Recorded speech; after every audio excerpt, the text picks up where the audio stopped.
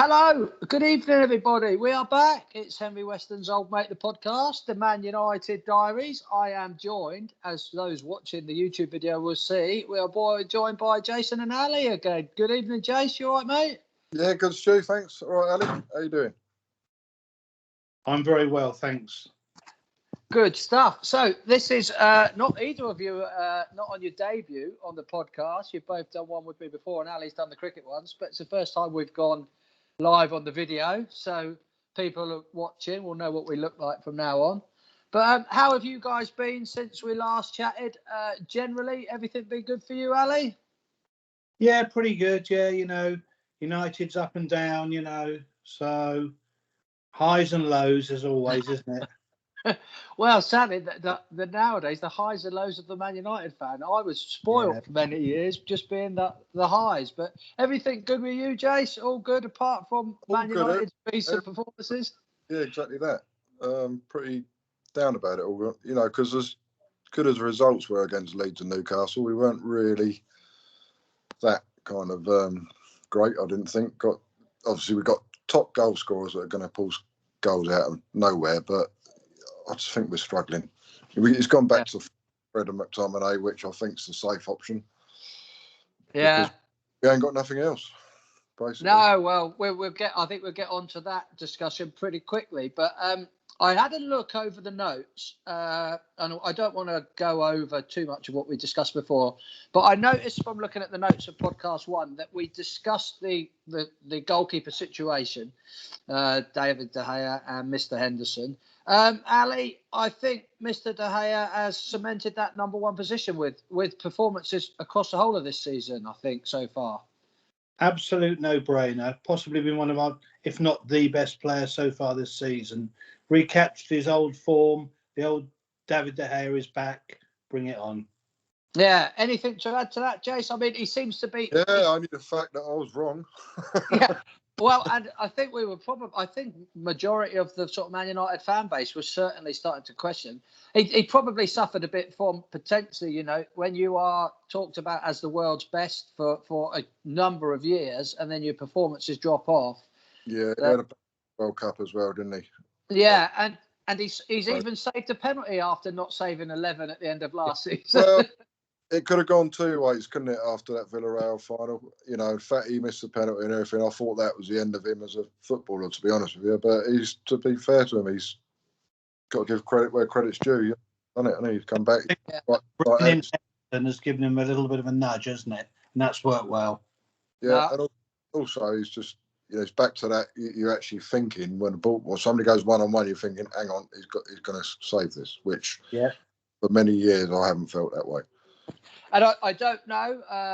It's sort of off the cuff, this comment, but potentially the signing of Varane, that Rolls Royce in front of him, may have instilled a bit of confidence. I don't know. That would only he'd be able to tell us that. Yeah, I think Varane's obviously world class. We all know that. We don't need to guess at it. He is world class, and the small bit that we've seen before he got injured has kind of confirmed that. But I think it was too early for Maguire to come back, and hopefully they can forge a decent partnership. Yeah, he was. I think Varane can only instill confidence, can't he, in a goalkeeper? Definitely. Playing behind him, it's a massive boost to De Gea. Instills confidence, doesn't it? Yeah.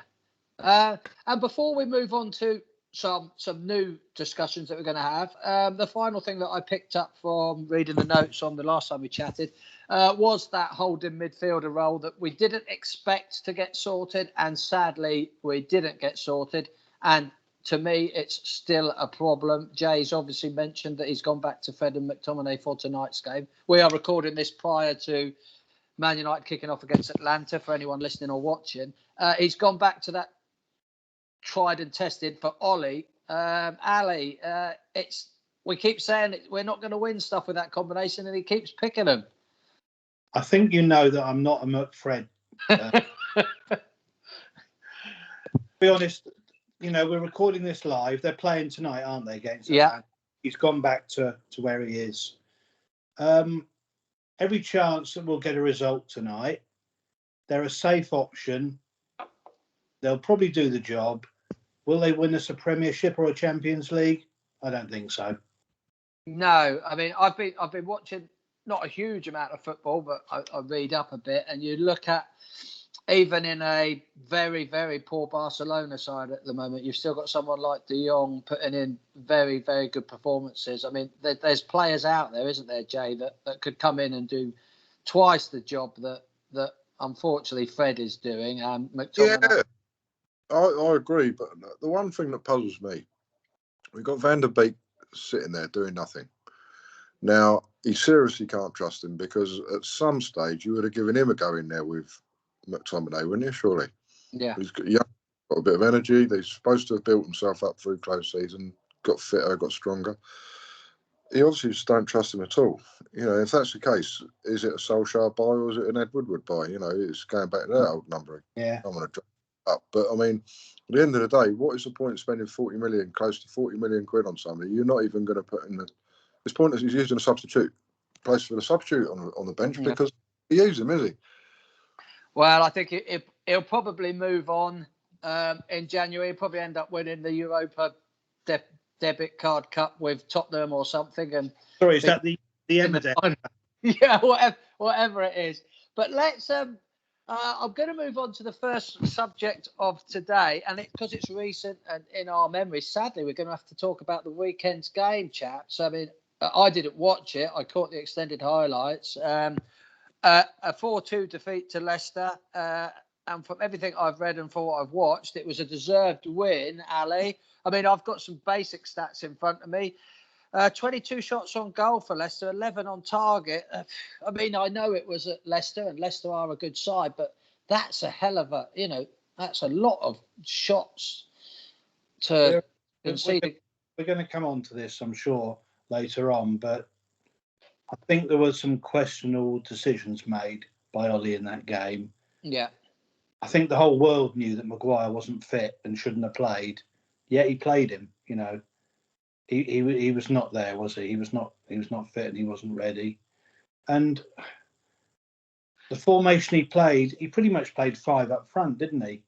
5 up, honestly, he played 5 up front, a back 4 with a knackered Maguire and old man Matic protecting. That's not going to win you Premiership games, is it? No. And the way I say, Leicester are a good side, but the way we've been performing and the money we've spent, we should be going to Leicester. And if they'd nicked a 1-0 defeat and we'd hammered them and got unlucky, maybe you can come away with a different attitude, Jay. But Leicester outplayed us. I think it's fair. I listened live on the radio. I was fishing, as you know. I listened live on the radio, and normally it's so exciting on the radio, but this was like hard work from the off. I can't remember who the co-commentator was, but he was bang on, and he was just saying that Luke Shaw and Wan-Bissaka are bombing up front. They obviously planned on it in training, and they're just using the line, closing down those things. Vardy's all over the place, as we know. I mean, nobody should know Maguire. And clearly he wasn't fit. So is he fit tonight? I don't know. But I mean, the thing comes in. He trusts his first 11 plus Ronaldo. Yeah. I do believe he's the right man. I do believe, because I don't think there's anybody else out there at the moment worthy of it. I really don't think. That's a massive another conversation we could go into anyway. But I think that he's got to trust a few of these other people. And we've got Lingard's on fire for everybody. Yeah. God, use him. You know, he's having to play Ronaldo, clearly, as part of the thing. But what's going to happen with Cavani? Cavani worked so much harder. I fear we didn't need Ronaldo. And I think it showed in the game against Leicester. I mean, Ronaldo was walking everywhere, pointing his arms at everybody. And unfortunately for him and us, didn't get the ball dropped to his feet so he can do what he's the best in the world at. Finished, we're losing so much. And with Pogba playing in that deeper role, it doesn't work.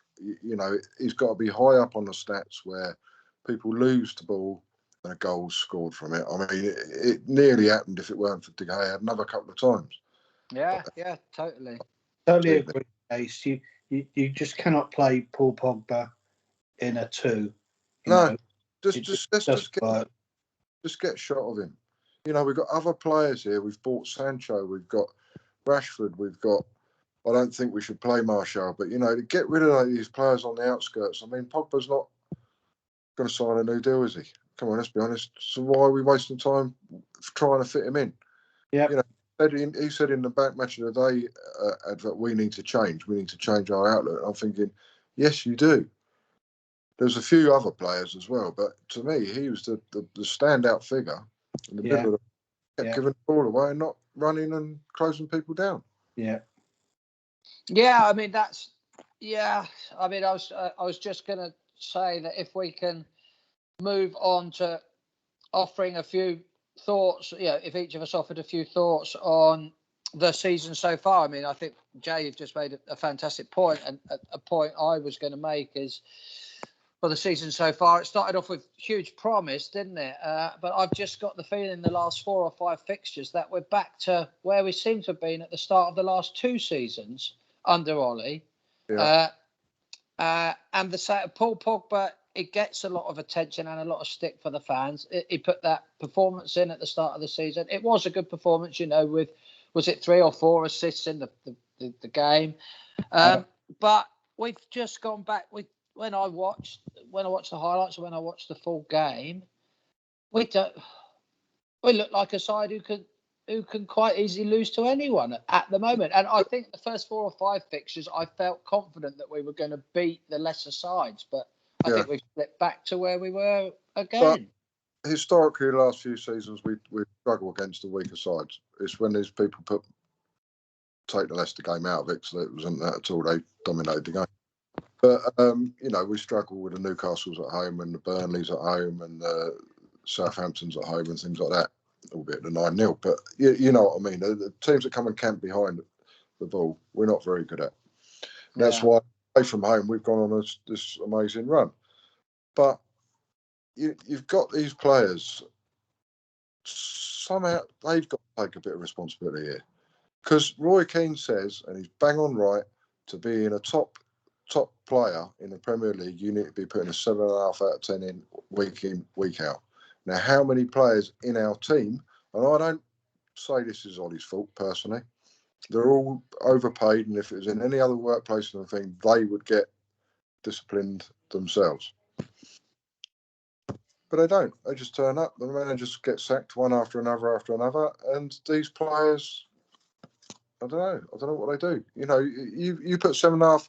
Those players we've got have put 7.5 out of 10 every week in that game. We will be near the top of the league. Yeah, I mean, Ali, we've got. I've got in front of me that we were going to ask to your thoughts on the whole Cristiano situation. He's a proven goal scorer. He's going to get us goals. Like Jay's just said, he's not going to put the 7.5 performance in, week out, but he's probably going to get a goal week in, week out. But he's a great signing. I'm really happy to see him back. But is he going to be a disruption over the course of a whole season? Not a disruption. Is he going to be more of a positive by the end of the season, do you think, Ali? Yes, he will. It's a difficult one, but he's a world-class player, if not the best. He has to play, but I don't think we've found a system or a way that suits him yet. Mm-hmm. Without his goals this year, we'd be stuffed, wouldn't we, really? You know, in poor performances, he's still produced, hasn't he, really? But we have to play a certain way with him in. Is that a good thing or is that a bad thing? Not so sure, but he has to play. We have to accommodate him, don't we, to play him? And that is the big question, isn't it, really? I'd like to see him in the side. I think if we can find, as Jay just mentioned, Martial's name. I'm not fussed if he never puts a shirt on. No. I'd like to come up with a system that Rashford and Greenwood can both get plenty of minutes. Obviously, Rashford's just come back. Yeah. Took his goal well at the weekend. That's all I can say on that matter. I didn't see he wasn't on for long enough, I don't think. But Jay, if Rashford's back, I've just mentioned that I'd like to see Greenwood playing more. Where does that leave the big money signing, Mr. Jadon Sancho, for you? Again, I just think we're so out of balance. I don't think he planned well, no doubt about it, he didn't plan to sign Ronaldo. We had Cavani, we had Greenwood coming through, and we were signing him for a right-hand winger, right side winger, weren't we? He's played on. We've already got more than enough cover there. Because if Pogba can play anywhere, it's on the left. Yeah. I think out of danger. yeah, that's fair to say. Got somebody backing him up in Luke Shaw. It's a big difference because Luke Shaw, in my opinion, is certainly one of the best fullbacks in Europe. But I don't know. I just don't think. I want to see him in the team every week in, week out. Sancho, yeah. Yeah, I want to see him running at players. I want to see him, but I think it should be the right hand side, and then we're going to lose Greenwood. Yeah, agreed. We have to remember that at the end of the day, we are Man United. We can't settle for second best, can we? No. And we've just paid 73 million for Sancho. Yeah, so he should be playing. Ronaldo has to play. So if we're going to win things, the likes of Sancho have to be integrated into the team, don't they? And like you're right, Jace. He's a right-sided player. We have been playing him on the left. Not sure about. He's played as second striker a couple of times. Yeah. But that's kind of pegging him, if you know what I mean. His success has come on the right-hand side, isn't it? It has. He drifts in and becomes a second striker. Yeah. But I've not really watched too much of Dortmund's football, but that's what I read about him, and that's why we bought him, was because we had nobody on the right hand side. It was the imbalance of the team, wasn't it? We were putting Rashford's natural position is on the left. Sancho is on the right. Ronaldo plays up front. That's my front three. Yeah, that's how Yeah, I mean, Greenwood is, he can be that first one to liven things up. He's a fantastic talent, and I don't know if Ollie is playing him out wide to potentially take that pressure off him as the guy to score, to depend on for the goals, but to keep him in the side, I don't know, or if he just fancies him out there. But I mean, he's young enough to probably take a place on the bench for another season. He's got time on his hands. Absolutely. Yeah. It's plenty of football, and this is why I can't understand us going out the Carling Cup or whatever you call it nowadays, the League Cup. That was a choice. We should have put a better side out and got that one, because I mean, there's a choice competition to give all the young lads a run out. Because what we're going to do now, FA Cup, and then we're going to. They're saying we've got to win a trophy. Well, if that's the case, we've got to put the best team out each week. Yeah. We mentioned him at the beginning. We mentioned Rafael Varane.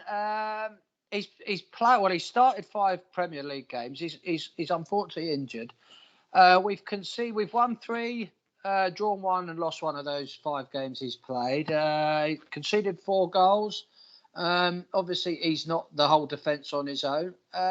He has looked that cut above everyone, I think, in what I've seen. We knew we were buying tried and tested talent. Has it, Ali, highlighted the fact that Lindelof and Bailly really aren't up to it when you see someone like Varane come in and take to the Premier League like he has, like I think everyone knew he probably would? Varane and Maguire are our first choice pairing, aren't they? Yes. I think the two of them, once they get together and sorted, they will be our number 2 going forward for a few years now. They're both quality, and I think we've got to stick with them.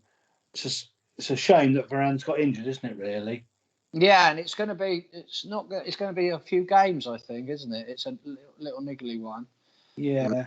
Good with the games coming up, is it? Yeah. I haven't actually. I meant to print them out, but I haven't got them. But that's not a problem. But let's go on to because we're already 20 minutes in. The time flies, guys. Let's go on to. It's a big question. You've both sort of alluded to it already, but I'll come to you, Jay. Is Ollie still the man? Yeah. Yeah, for you? Yeah. For me, it is. I mean, he's the closest thing. I know I keep going back to Fergie, but we need to build that thing for a few years. We can go and get Conte.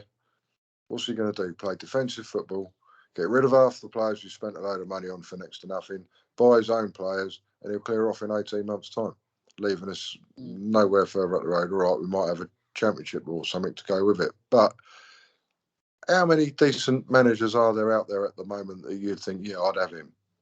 Yeah, there's not many. No, you'd probably have to poach one, wouldn't you? Or hope, or in a sense, hope someone lost their job and became.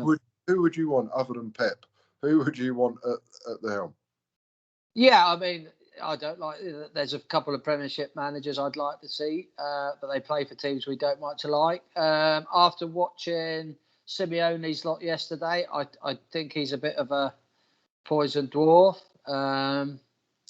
But Ali, if we're sat having this conversation next year and Ollie's still, I don't know, can we say if Ollie's still making, but if he's still making the tactical errors potentially, what do we say? What do we do? It's a difficult one, Stu.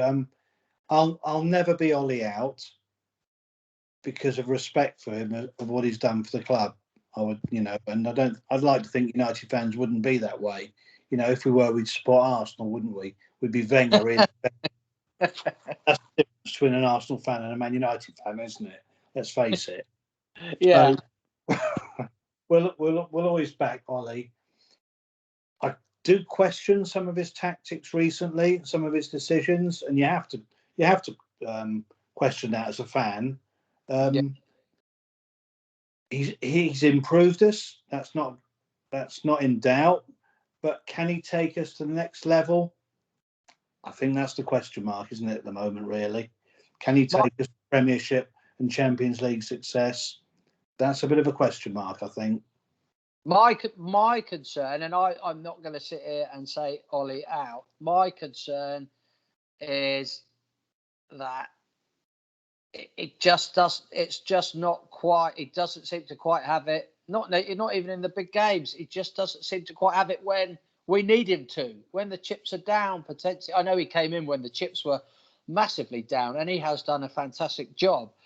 But yeah, that Leicester performance and some of the other ones, the Villa game, where as me and Jay discussed at work, you were listening to the commentary, weren't you, Jay? And the commentator. Yeah. The commentator, was it Merson on Sky Sport? Or someone basically suggested that Villa could quite easily nick this, and lo and behold, they did. Yeah. And that's a poor result. Let's be honest. We should be winning games like that, hands down.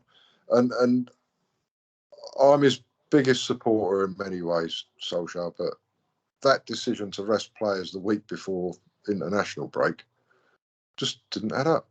We rest for the game. We're resting Sancho for the England game. Who cares? Don't care about sending Varane back injured, do they? France, yeah. We got to rest. He's quite a stubborn man, isn't he? Fergie used to do lots of that. We got to remember. I remember the league title once down at Crystal Palace. We went. He dropped Keane, Van Nistelrooy, and somebody else, and then put them on when we were struggling and we lost 1-0. And you think, well, get the game won first and then take them off. Is he trying to be a bit too like Fergie? I don't know. He might sit there studying videos of him and what he's done. I don't know, but he just seems to be playing it very safe. He's very stubborn. He sticks with McFred.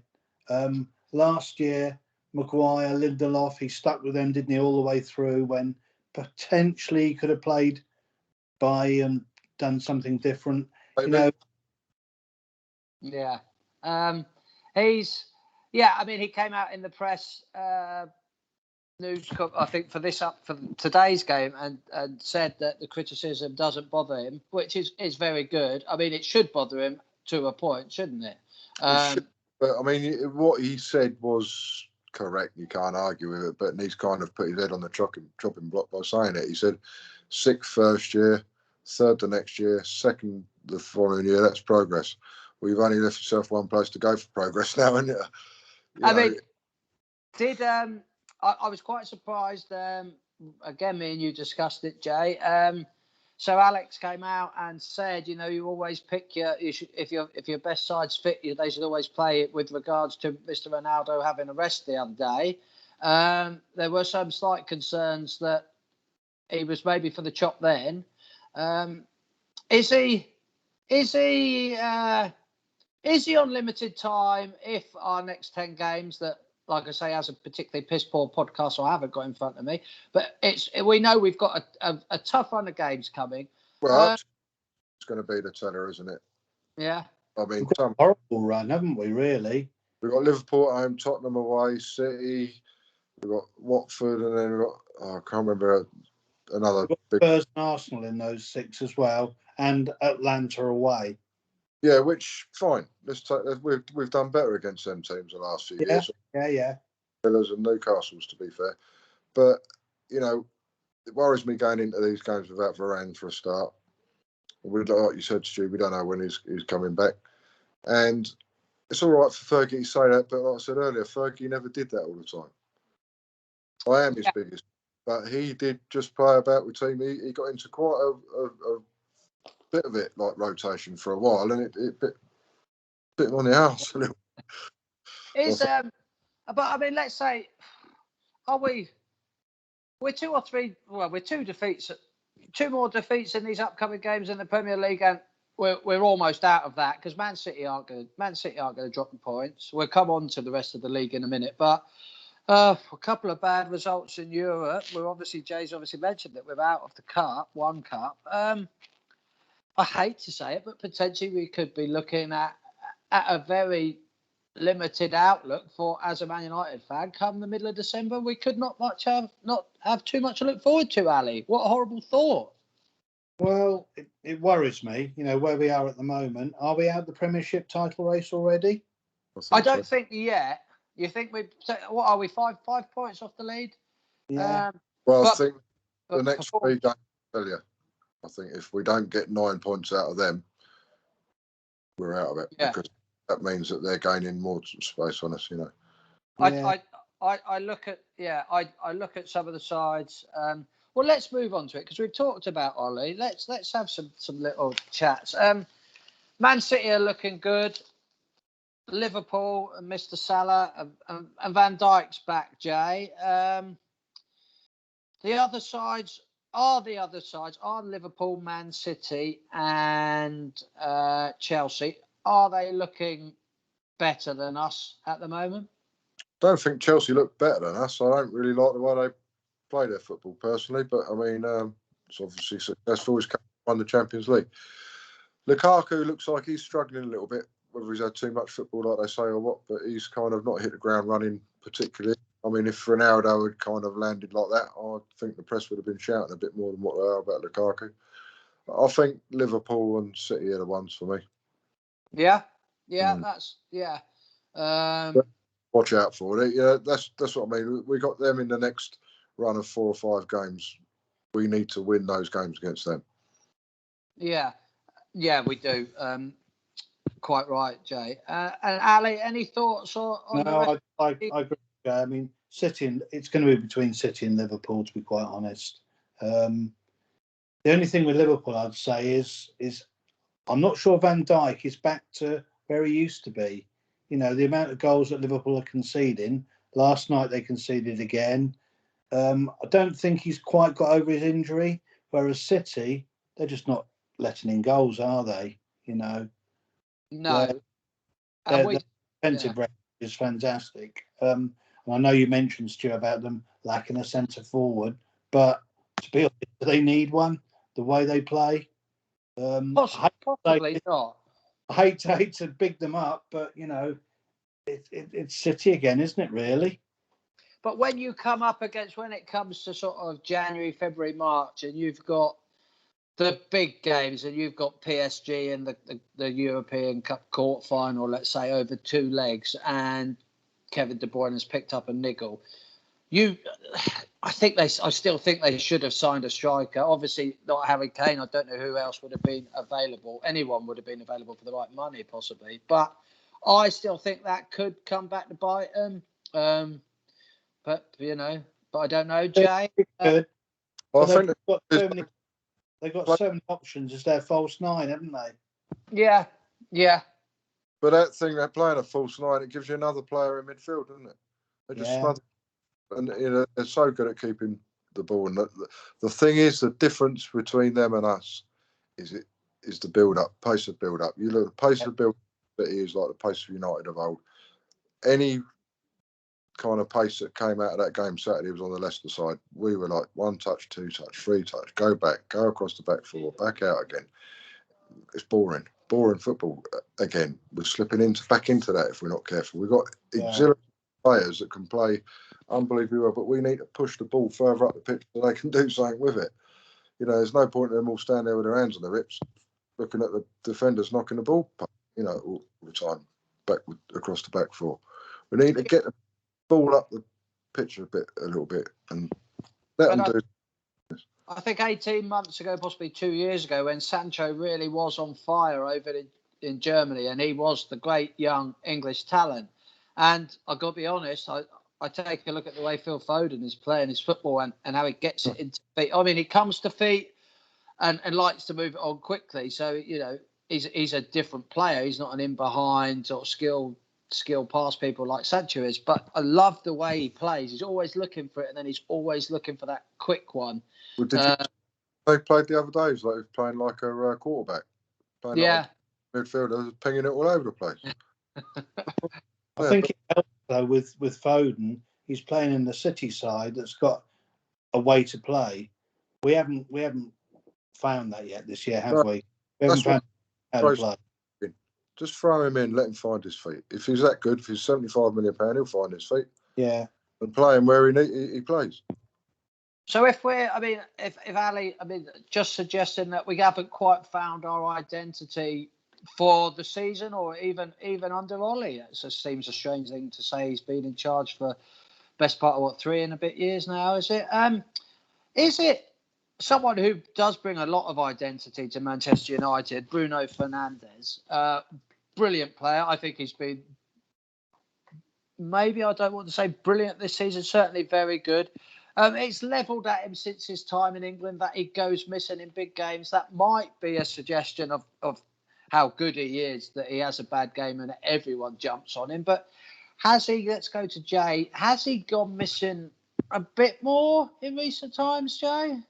Is it a bit more, or is it the opposition kind of working him out and knowing what to expect and kind of putting a player on him and changing their formation to try and accommodate the way he plays, maybe? I don't know. But, I mean, the trouble is with United, the amount of attacking quality we've got, you'd think if they put somebody extra on him, that gives Pogba extra licence, or Greenwood extra licence, or whoever. I don't know. I just think that he's absolute class act. The thing that worries me slightly about this year, he seems to be trying to impress Ronaldo a bit too much and trying to pass to him all the time, whether he's been told to or not, or don't know. Just keep doing what you're good at. I think he's the best player we've got. I think. I totally agree with that. I mean, Fernandes is a class act, and if we're going to build a team around him, I'd rather we did it around Fernandes than Pogba, to be quite honest. Absolutely. Fernandes is Pogba with energy and effort, and wants to play for the badge. So that's if we get a penalty in the 85th minute, 0-0 with Atlanta tonight, Ali, who's going to step up and take it if both of them are on the field? Cristiano. You reckon Cristiano, Jay? Absolutely. Yeah. I mean, I love Fernandes and I love his penalties, but I think Cristiano, I don't think he should. I don't know who should have taken it in that. Was that the Villa game? Was it? But there we go. Guys, we're about 35 minutes in, and I've covered most of the stuff I've got written down. I think it's been a fantastic chat. Is there anything else that you'd like to go over? Ali, anything that we haven't covered that you'd like to sort of mention going forward or looking back over the season so far? Well, I'm just looking forward to watching tonight's game. Yeah. And what seems to happen with Ollie is when he's had some poor results, he tends to have a reaction, doesn't he? And we get a result the game after. So I suspect that might happen today, but is that papering over the cracks a little bit? Yeah. We will see. I suspect if we do get a result tonight, the same team will play against Liverpool at the weekend, won't they? More than likely, yes. Plays tonight and plays against Liverpool, a team that's going to win the Premiership and the Champions League. It's not, is it? That's my point. I mean, if you're Liverpool, are you hoping that Fred nabs a goal and McTominay assists too and seals their place for Sunday, Jay? With Mr. Klopp might be wishing Fred all the best for tonight. Probably more than likely, but I'm a believer. I'd rather them two than Matic. Matic slows the game down too much for me. Yeah. It's too many touches, and he's been a great player in his time, and for a certain job that a certain player might need taken out of the game, yeah, he's great. But I just think the energy's not there, the speed, the pace. At least Fred's busy, get busy about, and he's the best option we got, and that ain't his fault. Again, he's one of Mourinho's super buys, wasn't he? Bought him so that he didn't get him, wasn't it? Again, Possibly the biggest mistake we made, and we did have a good transfer market, was, and I know everyone's saying it, we needed a world-class defensive midfielder, and potentially that might have got the best out of Pogba, but we didn't, did we? We bought another forward. We bought two more forwards, didn't we? Sancho and Ronaldo. But I think the problem has been there for a while. Yeah.